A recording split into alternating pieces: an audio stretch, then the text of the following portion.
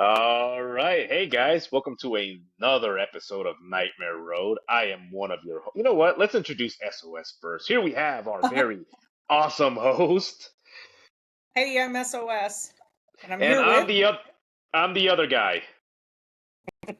the other guy, Yeah, the very mysterious. the very Yeah, mysterious Decon. we're going back to murder tonight. So for like 2 weeks, 3 weeks, I've had this thing teed up to go. It's a bizarre case, and it's it's bad. So I had to actually cut stuff out of it because I didn't want to even say what they did. In some aspects, it was so bad. So we're gonna go with this one. This one, we're calling this one uh the devil in Nebraska. Uh-oh. Um yeah, I so it starts off with this guy named Michael Wayne Ryan, and he assembled a group of like impoverished people in rural America to kind of follow him. And anytime you have that cult personality, it goes bad quick. It's Yeah. never good.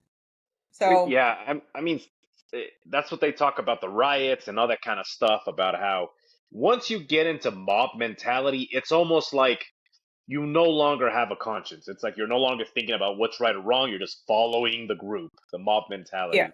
That's why a lot of these cults, holy shit. When you get these guys going, they commit horrible crimes, and it's because they're able to disassociate themselves from the crime. It's like, well, the cult is what, blah, blah, blah. This is what everybody else is doing. So, yeah, it's not a good Yeah, thing. I can't wait to it's start a cult. bad. All right. Oh my God.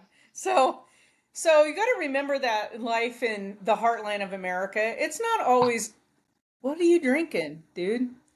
I am drinking alcohol. Oh, what was that though? I need to see it. Uh, it's the Apothic Rose. It's a Nice. very smooth wine. It's a Nice. it's a rose with dark secrets. Oh, this is made for you. Uh-oh. Hey. I love it. I'm gonna have to get some now. Yeah. Um, well, I had my birthday party this weekend, even though it wasn't quite my birthday yet, and my friends were making me hard root beer floats. Have you ever had those? Oh, yeah. Oh, really good. Ooh, Jim Beam yeah. It's honey and root and A&W root beer and and yeah. it's gotta be French vanilla. It smooths out a lot Oh, of was that it vanilla? liquor. Maybe it's vanilla. I don't remember. I just drank a lot. I don't. I. It Yeah, was so good. yeah, and that's how you make the barracks riot. Anyways, that's not the point. Okay, so let's get back to this. Let's get back to murder. Um, so again, this is like the 1980s farm crisis era. This is when people were losing everything that they owned back in the heartland. So people were filing bankruptcy. Like I said, they were losing their farms. I remember when John Cougar and Willie Nelson and all the guys were doing Farm Aid and all that to try to raise money to keep farmers on Yeah, farms, and they were losing everything, and it was terrible. Like they'd have the auctions and the farmers would go and nobody would bid because they didn't want to buy their neighbor's land. They wanted their neighbors to yeah. stay on their land. So It dark. causes a It was lot of dark times. yeah. Oh yeah, those times. People forget. So like when the Mad Max movies was going on, like this is back when they were first made, they had that oil crisis. Well, here we had the farming crisis and all that kind of stuff, and in a lot of places around the world. And the thing is that the people that ended up selling the land sold it for nothing. Right. It went for pennies on the dollar, and it's so disheartening. I remember living through that and how terrible it was, and watching. I mean, suicide was rampant because men couldn't provide for their families. Yeah, It was terrible. Other than the Great Depression, really, that was like the second most terrible era. You know, so it just was bad. But yeah. Not just anyway, suicide, but crime. Like people out of desperation turning to crime. yeah. It was bad. It was Yeah, what bad. are you And gonna do? farmers going to like Detroit to try to work on factory lines, they don't have any experience with this. These people are, multi-generational farming people. They don't, and so it was bad. But anyway, so we'll move on. A lot of people turned to religion that weren't in religious. Farmers typically are the sort that are, but a Yeah, lot of people turned even more so to religion, and they kind of hooked up with this Michael Wayne Ryan dude, because um, he was kind of like like Charles Manson. He had this magnetism, and yeah. people were drawn to him. That's not always good. So if you're drawn to somebody like that, then run, because it usually can be really bad. It's really bad. So he was drawing followers in. Oh, and that storm is right here now that I just Uh-oh. told you about. Yeah, I'm going to shut this door so I don't get, like, it's so weird the way our storms roll in here. It's like all of a sudden it's here. Um, so he was drawing in his cult with a blend of white supremacy, which is never good, anti-Semitism, which is never good, and doomsday prophecies. Yeah. So he was tying all of this together, and it was bad, right? So he had told everybody he had this like pipeline to God, and that God was speaking directly to him, and he called God Yahweh. And I've heard that term used before. Yeah. It's Hebrew. It's Hebrew. Lord. Yeah, Hebrew. Okay. It means Lord. Usually it's used together as Yahweh Elohim, Lord our God. So Okay. yeah. Thanks. Um, and he said that those who disobeyed him, as in not Yahweh, but him as in Michael, would suffer the worst of deaths. Oh, So he'd already put himself way up there, right? So he's on par with God. Um, this cult, this Yahweh cult, has also been on many podcasts, many different crime shows, because this was such a bizarre story. Um, so in 1948, he was a high school dropout. So Michael worked various jobs. He was trying to support his wife and his children. Um, and he worked as a truck driver until a back injury kind of forced him off the road. He couldn't drive anymore, long distance. And he was feeling really acute financial pressure and tremendous physical pain. So he starts using marijuana, no big deal. But he devil's lettuce. well, he starts he's also, I don't know if the drugs made him dabble into religion where he wasn't religious. I don't know. But something went, he took a left turn somewhere. And he found it in this thing called the Christian identity movement. And have you heard of that? I I think I might have, but I can have a like completely different understanding of what it was. It used anti Semitism and racist theory. It tied all Yeah. that together. Yeah. Yeah, and it's just really out there. And it kind of had some influence also in some of the racial problems that we had in this country in the 1980s. So there was that mix of the 1980s, other than love the music, was great. And, and I was young, it was not a good time for the country. We were embroiled in a lot of stuff. It was a Yeah. financial meltdown. There was racial tension. It, it just wasn't a good time. So he begins in the early 80s. Michael Ryan was attending these rallies by James Wickstrom, who was preached Christian identity theory and anti-government sentiments, all in one All in fun one. little wrapped up religious rally. Whoa. Yeah. Okay, so he's attending those, and he gets really enmeshed in this. He loves what he's hearing, and he wants to spin it off into his own little chapter. So he learned this basic tenets of this Christian identity movement, and and even though they were preaching anti-Semitism, they also used, like you said, the ancient Hebrew name for God, Yahweh, and And they adhere to a traditionally kosher diet. So they're like taking whatever they want out of anything Yeah, and putting it that's together. that's what's crazy is here you have anti-Semitism and yet you're utilizing Jewish culture to run your Exactly. It's like, what's anti-Semitic going on? group. Okay. So he developed this thing within his cult called the arm test. And which is really weird is that I've had this done to me um more in spiritual energy healing and transference of energy in the body.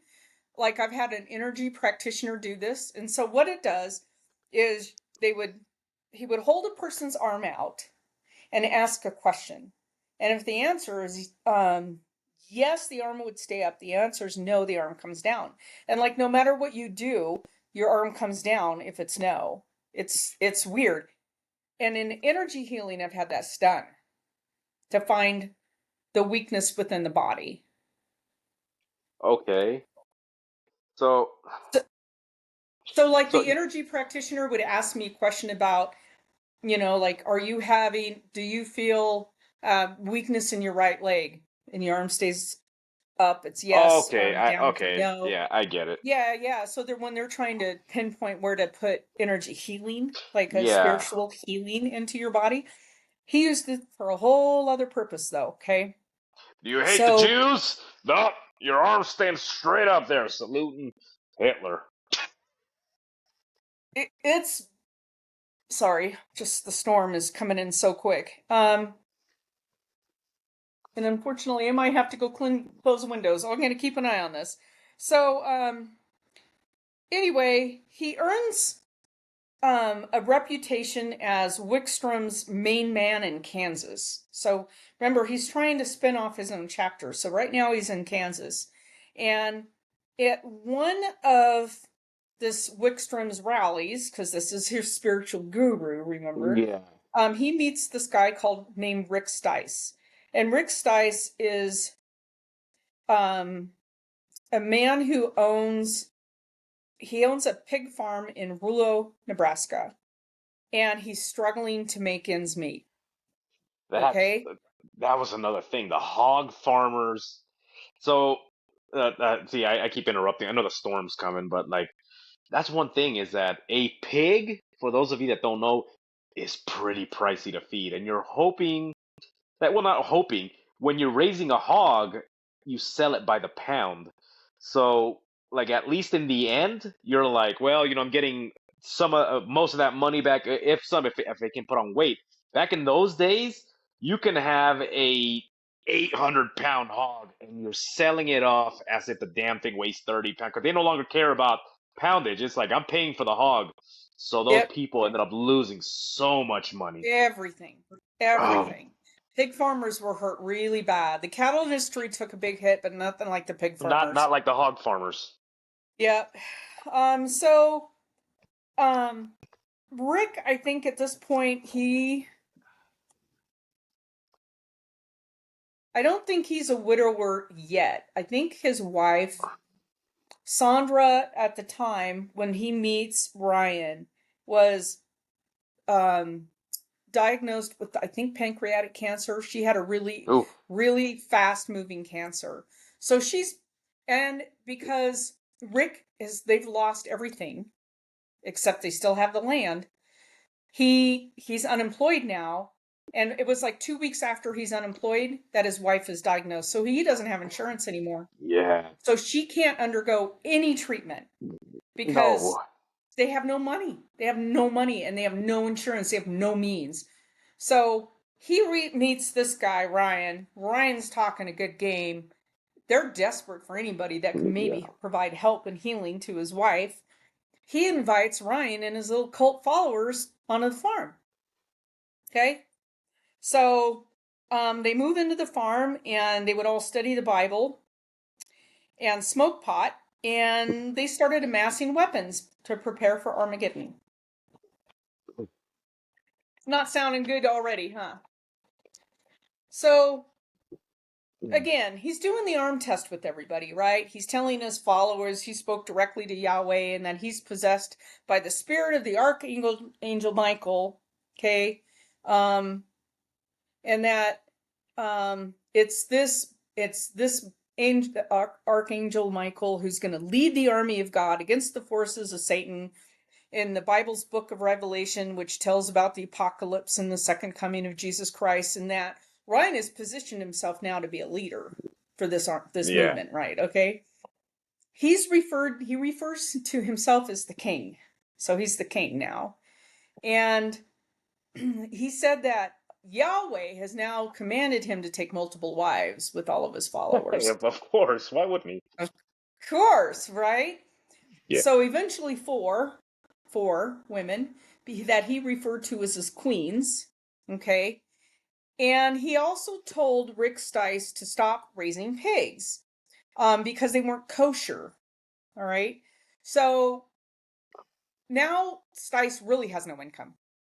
I mean, the bottom's dropped out on the pig farm. His wife is dying.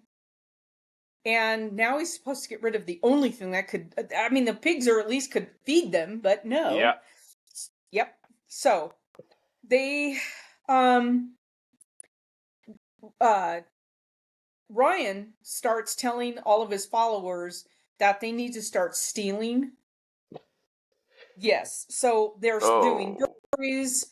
They're stealing cattle. They're cattle rustling. They're stealing farm equipment. And then they're trading all of the stuff that they're stealing to buy more firearms and more ammunition. So they're stockpiling a huge amount of arms. Okay. Yeah.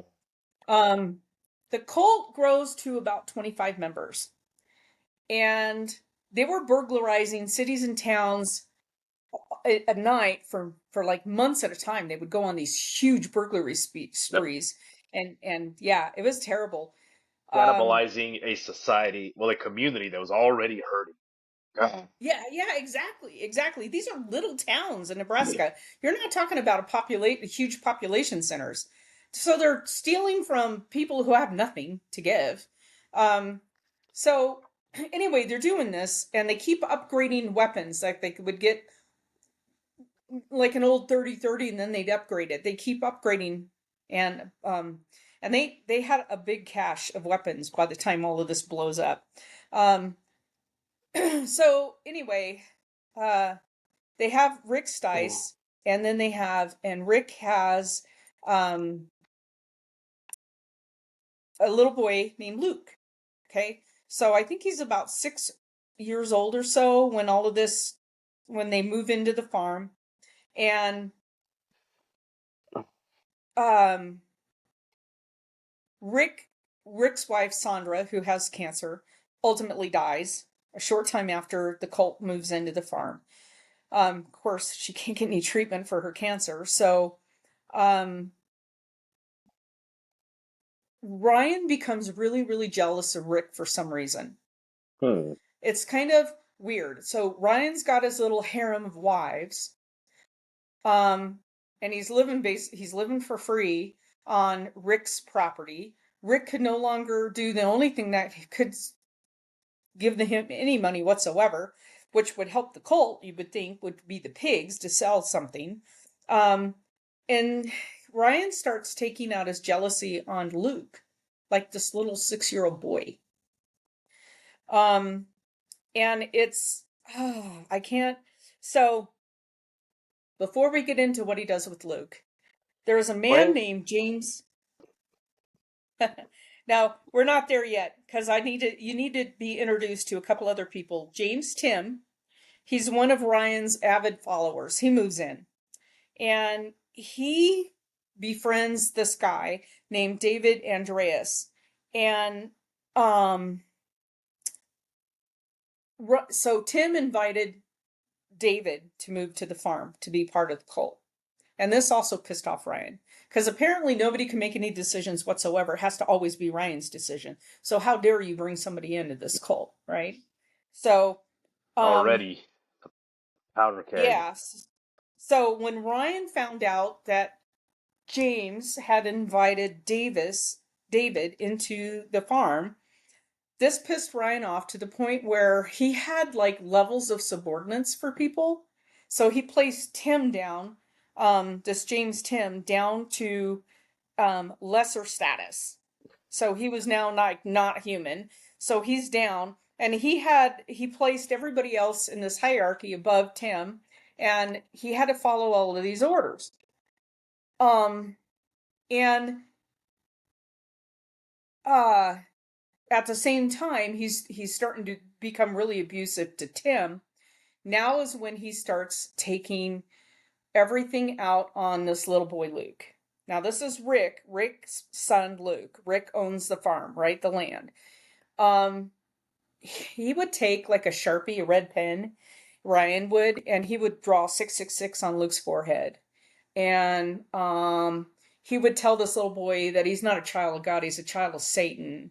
And he would just tell these little boy just terrible things. He was so terrible to this poor little boy. And in 1985, so this has gone on for about 5 years. Well, James the cult, but James, Tim, and Rick Stice. So Tim's the lesser. Rick Stice owns the farm. They ran afoul of Ryan after expressing doubts about the Yahweh arm tests. They're like, this just doesn't seem legitimate to us. Oh boy, did that piss Ryan off. That's what I was gonna say. Like, oh, Uh-huh. Yeah, so according to court documents, Tim and Rick Stice were demoted to slaves now. So Rick owns the land, but he's now a slave. he's now the And slave. he's a slave. And they were made to sleep outside in Nebraska on a porch, chained to a porch. And they were forced to perform sexual acts on farm animals. Oh, And we're just not even jeez. going there. Yeah. And to each other as punishment. We are While gonna everybody's get sleeping. demonetized. Yes. Do you? Yes. So, but I'm not. Yeah, I'm not going to all of this stuff. So we can stop here. Do you want me? I can edit that out. Oh no, you're fine. Keep going. Just that, no details. No details. I'm not going details. No. Um, and then the abuse of poor little Luke gets worse and worse and worse. Like, uh,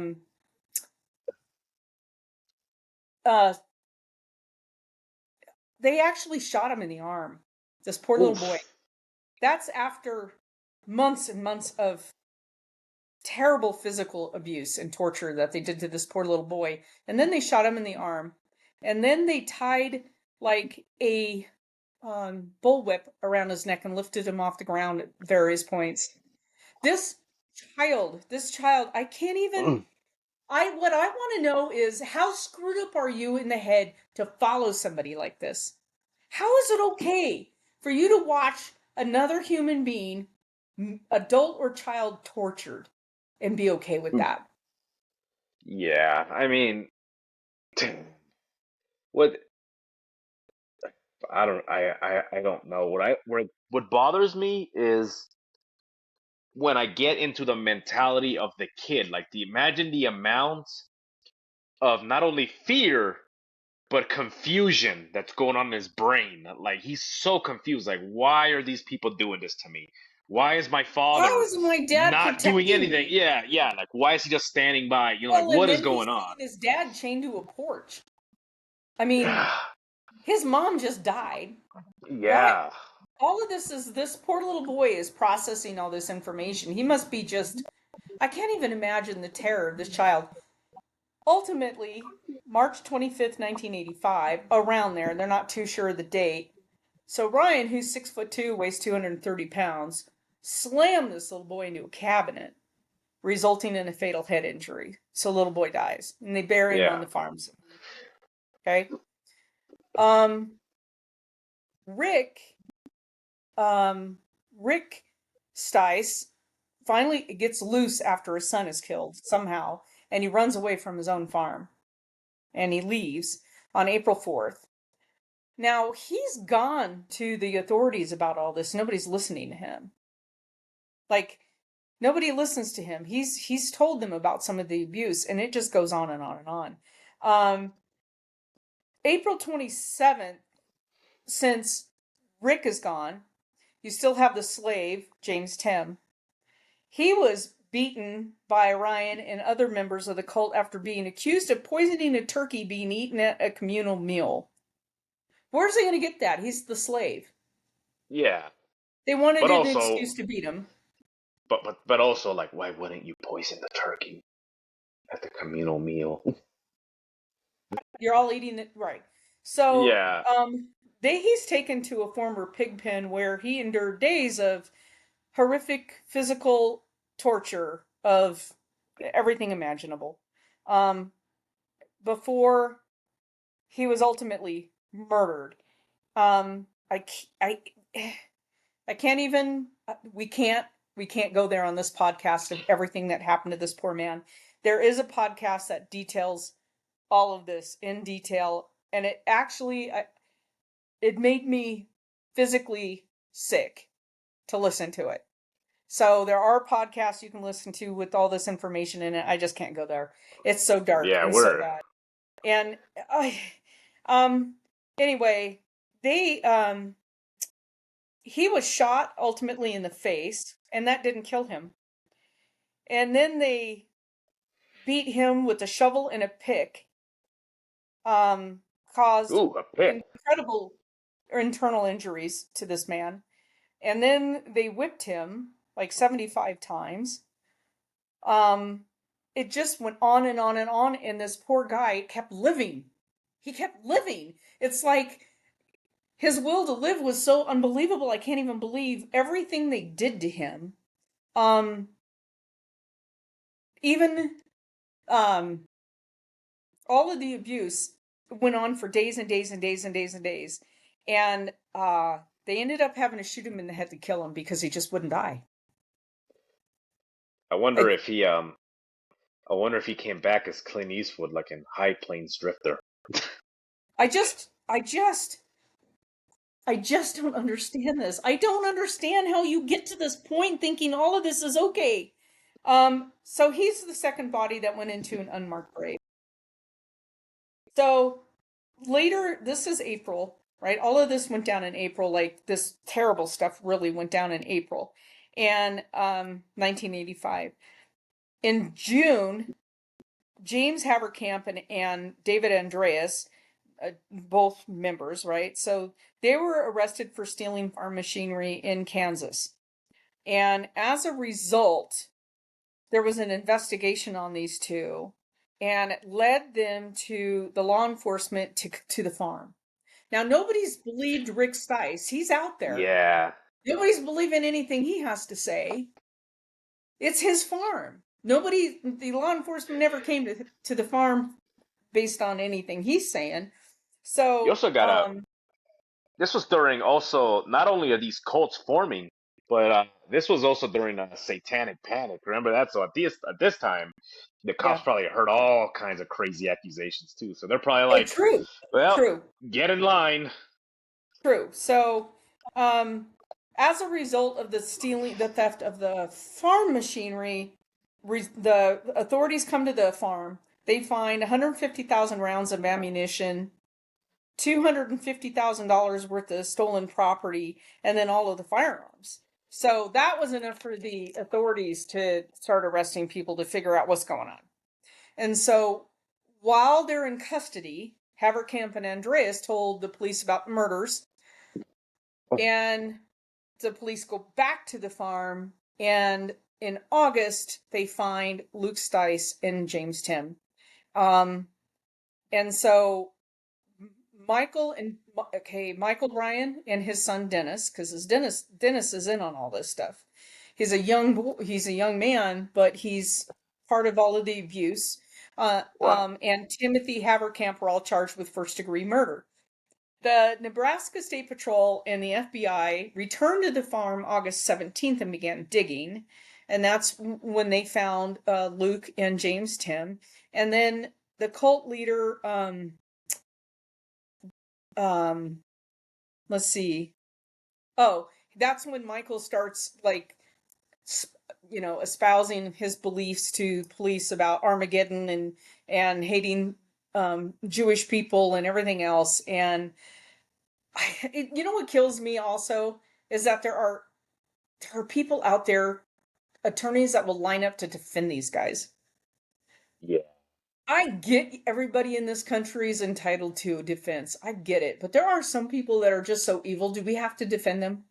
Really? Well, I mean, that's one of the things with lawyers, man. Like I always think like with lawyers, you gotta be a real scumbag to want to be because remember that also as a lawyer, people think that this guy who's a serial killer or like is a serial woman beater or child abuser, comes up and finds a lawyer. People think that they're automatically, yeah, like they have the right to an attorney, but also the attorney doesn't have to represent them. You got to be a real dirtbag to look at the evidence and say, you know what, I'll defend you. Like it doesn't matter how paper thin. You know what it reminds me of? Remember that movie, The Devil's Advocate? How you Yes. had the Keanu Reeves character knowing full well that he was defending legitimate scumbags and they were guilty, but he just wanted to keep making the money and wanted to keep his successes in court. So that's why. Are you familiar with the fish, the barb? Sorry, I'm a little tipsy now, so now I'm talking. You know the fish barbets? Um, no, they're like this gross, like eel. Well, they're actually delicious, but they look disgusting. They look like eels, and they're an invasive species in Utah. So there you can kill them. No one cares. They want you to kill them off because they're invasive. But one of the nicknames they have, especially in the South, is they call them lawyers. And Mm. it's like, why do you call them lawyers? And they say because their heart is located right next to their rectum. Oh God. Well, I get everybody's entitled. I think that most lawyers are going to defend somebody like this for the notoriety and the fame and the press it brings their name. Yeah. That's it. I mean, why else would you do it? This guy, Yeah. there was 25 witnesses to what happened out here. It's not like there wasn't anybody and it's he said. It no, everybody saw No, this. yeah, Rick everybody saw what Sky was going on. saw the murder of his son. I mean, and these other guys said, yes, this guy killed his son. And then James Tim, all of these people, when it comes to court, the court transcripts of this are so they were read on I will tout one of my favorite podcasts is Small Town Murder, right? They're Such a incredibly funny. such a good podcast. It's such a But good podcast, but but these guys, I mean, these guys are comedians, yes. so they I can mean say they're whatever. They can say yes. whatever. Yeah, they're funny, but they can say whatever the hell they want because they don't fear the repercussions. Yes. It's like we're making that comedy money. Right. And but they read the transcripts. And that's what was just made me so sick was the reading of the transcripts when all of the guys that were a part of the absolute unbelievable torture of James Tim, what he went through, let alone what this little boy went through, but the reading of the transcripts, it was like I'll never forget where I was on the freeway when I was listening to this. Oh boy. It was so bad. I'm like, oh my God. My friend Oh was with man. me and we were listening to it. We're like, I gotta put this on pause. I need to take a breath. This is so bad. It took me a while to go back to that podcast, that particular episode. So, um, anyway, it was 18 days of testimony, which blows my mind. There was even 18 days of testimony, but they had to give everybody on the stand who was a witness to all of this stuff. Yeah. And of course, both Michael and his son Dennis were found guilty of first degree murder. His son was actually found guilty to second degree murder because Michael was the ringleader. He told Yeah. his son to do this. Dennis was probably terrified of him and would do anything, but still, the level of what he did made him so culpable that it's like you're not just a bystander here. You did this, Yeah. so You're guilty of something. I mean, you're guilty. and So, yeah, you would Michael hope pleaded that no contest man. to the second degree murder charges related to little Luke. Um, Dennis was given a life sentence but was released in 1997 after 12 years in prison after pleading guilty to manslaughter, which seems to me to be too little. Even though Yeah. he was terrified of his father, I'm sure, and he grew up in the It- cult, so he had that mentality, 12 degrees for what he did. but yeah, but still. dude, I you know what's guess. going. Like yeah, how the hell can you?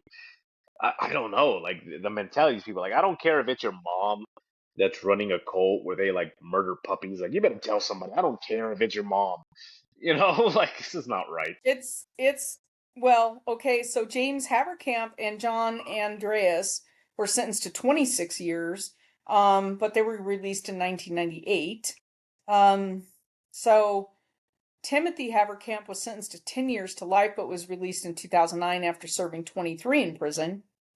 Uh, so in 2014, it's kind of interesting that the Nebraska Board of Pardons made the rare move of commuting his sentence and released him from a lifetime of supervision.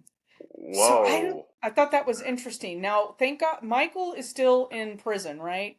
So, um, well, he stayed in prison till he died. He ended up dying. He was actually sentenced to the death penalty, but he got after 30 years in prison, he had several stays of execution, which blows my mind. If anybody deserves to die, this guy did by Yeah. terrible means. You know, I mean, Yeah. and so, but he ended up dying on death row at the age of 66, which due to cancer, which was kind of hoping they never gave him any pain pills. You know what I'm saying? Just, Yeah. he was unrepentant till the end. He said he was believing. He followed Yahweh's wishes all along. And his son, Dennis, when he learned of his father's death, he said, best for everybody, good riddance, flush him down the toilet for all I care. So, I don't know if anything ever happened to the rest of the cult members. It was just this like primary group of guys that were that did all the torture and murder. But I don't know whatever happened to Rick Stice. I didn't find anything really on him. God dang it, I hope he is in a good mental place now after all of Yeah. that. I can't imagine. Lost his wife, saw his son tortured to death. He was tortured. Everything he knew went on there. But Like burn it, but just burn it to the ground, and because that property is going to hang on to that negative energy forever. yeah, that's what I was gonna say. I'm like, can you imagine the person that buys that property? I No, there are just places you go and you're like, damn, what happened here? Because you can feel it. And I could I could yeah. imagine somebody turning the water on to water the crops and it turns to blood. Can you imagine? Kind of, yeah. I just anyway, I we've been holding off on this case, and I held It's back so pages and dark. pages and pages of terrible information because it was just too dark to even to say for me to say. Other podcasters can do it, and they do a brilliant job of it, but sometimes I mean, we talk about murder, but the research part of it can really do a number on you. That's why I'm glad that we're breaking it up a little bit because I was telling you, Decon, a couple of weeks back. I'm like, damn, I got to take a break from some of this mental anguish you go in when you're investigating these cases. You're researching this stuff and you're reading about these terrible things. You're like, how can we be capable of this? I don't get it. Yeah, I mean, it's dark and stuff, and that's why I told you I'm like I need a mental break. yeah, I'm glad This we is do take the dark. mental break because you put on a uniform and you go to war or you serve the country and you know that you might have to take life. You know that you might die for your country, whatever country you're living in, and that's different to me. I can make that Yeah, like that drawer is a different cabinet of files for me, yeah. a filing cabinet that's I am going to take somebody that I don't like and I'm going to torture and murder them. No. Where do Senseless, you go to get senseless. there? Yeah. One of them serves a purpose. The other one has no purpose. It's just senseless, disgusting behavior. Yeah. And Yeah. and to inflict out of all people, like to inflict that kind of stuff on a child, like And a child. That's what bothers. that Yeah. is Well, that is so crazy to what me they did to because James Tim, I left out 99% because it's too bad yeah, to even talk about. And yeah, this poor man, in the days and days and days that it went on, it's like, oh God, why you're thinking, you poor bastard, just die. Just Yeah. die. You know what I mean? And it's strange how our will to live will fight through such tremendous pain to try to stay alive. To try to And survive. yeah, our body is kind of an amazing thing. It will fight to stay alive even when it shouldn't. I So mean, anyway, I hope listen to that episode that we did on the girl that had her arms cut off. Jeez, talk about it. on the which one you cut out. Oh, on the episode where that girl got picked up by the guy because she Oh, was hitchhiking and he cut her arms off. yeah, the Merchant Marine one. Yep. Yeah, Ugh. she's an amazing success story of I am I'm going to stay alive and I'm going to get you back. Yeah, So, yeah. that's I hope man. that you know, I truly believe in life after death. I believe in the spirit world. I believe in all that. I hope that James and Luke are resting. I hope that they're not. I hope that they're resting because Yeah. oh, and yeah. Anyway, if you I just stay away from cults, people. Just stay away from them. I mean, Except for the nothing one that ever I'm good gonna start. happens. Nothing good ever happens with people who follow these And really we'll go magnetic personalities. They're we'll go to scary people. SOS's farm. Yeah. Yeah. Yeah. No. So, Ugh. yeah, it's bizarre. So just stay away from people like that. If you know people who are being sucked into stuff like that, get them out of there, man. Yeah, get them at. I mean, and if you feel like if you, I sound like a commercial. If you feel like you no longer enjoy, get some help. Don't join a cult. Get some help. Have a drink. Relax. Yeah. You know, Listen to some of jeez. these podcasts out there that'll warn you. It'll warn you off of them. I mean, I don't know that there's a cult out there. I watch a lot of stuff on cults because they're fascinating to me that human mind can go there. And there isn't one so far that I've seen that's been warm That and fuzzy. that has yeah, that has positive. Like it has No, the message that they preach at you in the beginning. I mean, generally everything starts out with love and light and everything's great, and then it goes dark real quick. And And yeah, always the cult leader is usually jeez. 99% of the time is male. And all of a sudden, oh, he gets multiple wives. And it's just this whole thing that just spirals Yeah, down into this black abyss. Now, there are a few female cult leaders out there, and yeah. I've read about them, but it's rare. What?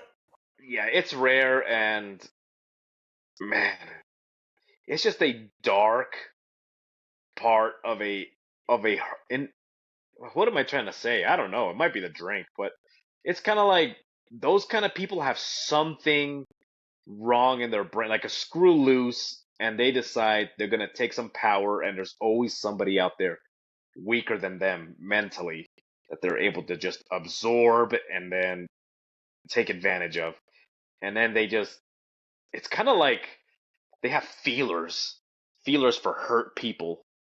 And then they're able to rile them up and like bring them in and then just abuse them. And it's disgusting. Like if you're one of those people that feel like you feel better when you abuse somebody, you're a piece of garbage.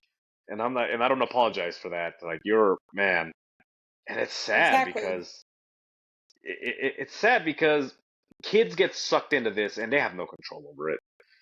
You know, Well, kids do, and like you said, it's usually people who are at an emotional low in their life, so yeah, they're looking for something to fill that void. And man, there's a lot of things you can do. Get out and hike, do something. yeah, exactly. Go Find fishing. your joy and your bliss somewhere else where it's positive, because it's not Go there. hold a baby goat, and then I tell know me. they're so cute. They're so cute. Oh man! All right, guys, this was a very dark episode, man. Yeah, it's dark. So, Yeah, and yeah, you guys can do the research for yourself, but I will say that be very careful. I mean, this kind of stuff could linger in your brain for days. It's just dark. I mean, it's a shitty subject, and I mean, and it's happening. It's happening right now, like somewhere, and it'll one day become a story. But it just sucks, and it's heartbreaking. So, anyways, guys, on that note, oh my I am God. one of your I hosts. know, I'm kind of like, do we change our podcast? I don't know. No, It's just, people need to know. They need to know the truth. I just think use these podcasts as warnings. You know, it was funny. Somebody told me, they said, "Aren't oh, is my friend? She and her husband are they preach in Texas. They're he's a pastor and she's got a ladies group that, and she says you deal in some really dark stuff. Doesn't that bother you?" And I said, you know, yeah, I said it can, but when I was a little kid, my mom would bring home crime scene photos. And well, That's and just no, your. it was, I know, it was so, this sounds bizarre, right? But she was like, how would you get out of this? How would you not get into this Oh. situation? Everything with her was a teaching moment. Make sure you never become one of these photos. It was always just like hammering these stuff home. And it's like, so that's why I try to tell people, like, don't put yourself in these positions. Stay. No, don't do it. Yeah. Don't don't hitchhike. Don't go out with these guys Yeah. that you just met on Tinder. You know what I'm saying? Don't do this, man. But here's some crime scene photos, and I know. and if anybody can handle those crime scene photos, it's you, SOS. Oh God. It does stick with you, but you know, you got to make it a teaching moment. So, anyway. Yeah. Anyways, guys, this was a dark episode, and I mean, man, it just sucks because it has. See, now I'm gonna get on a tangent. Anyways, guys, I'm one of your hosts, Decon, with the very mysterious. SOS. And remember, guys, to always look both ways, especially if you find yourselves on Nightmare Road.